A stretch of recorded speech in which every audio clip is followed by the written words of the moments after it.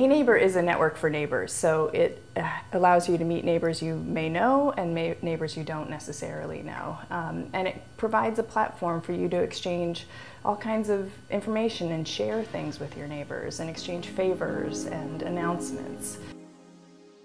I thought of Hey Neighbor actually moving from San Francisco to New York.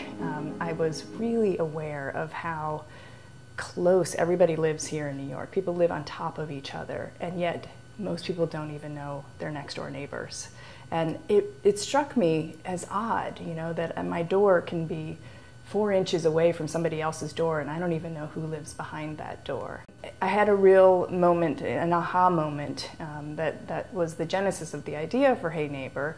And it was actually just a utilitarian moment. I was selling my couch on Craigslist, and I got the usual Craigslist, you know, spammers and lots of meetings that I had to show the couch and no-shows. And finally, as I was selling the couch to this woman, she came all the way down from Harlem. She had to rent a truck, and we were moving the couch out of my door and down the hallway. And a neighbor who lived 4 feet away saw us and said, you know, "Oh, are you moving in?" And I said, "No, actually, I'm just selling this couch. We'll be out of your way in a second."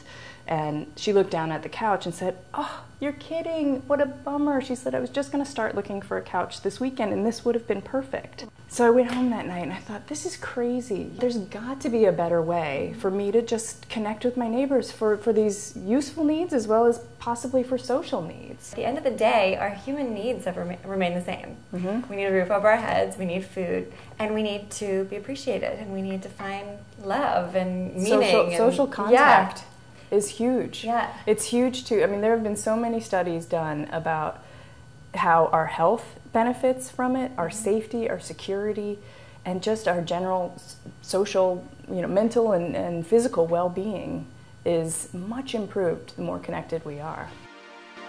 You can't just say, "All right, now everyone share." Yeah. So what have the challenges been? I sort of underplayed the emotional, both the emotional barriers and the emotional benefits of connecting with your neighbors. So we created a favor exchange, a way for neighbors to exchange favors with each other. And we found and gotten some feedback that people aren't willing to do that until they know more about the person they're dealing with, until they can actually form some trust.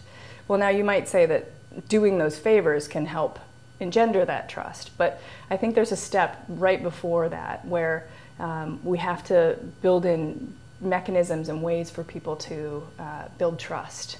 Facilitating trust, that's a huge undertaking. Yeah, absolutely. Well, you know, I think there's a lot being done in this area in terms of trust systems, and you know, some of the older ways like eBay's, you know, rating system have been done for years. But I don't think that I don't think you can put a score, like a credit score, on trust. So I don't think that we can build in some systems, but it's not going to be the only measure of trust. I think what trust ultimately comes down to is you and I having an exchange.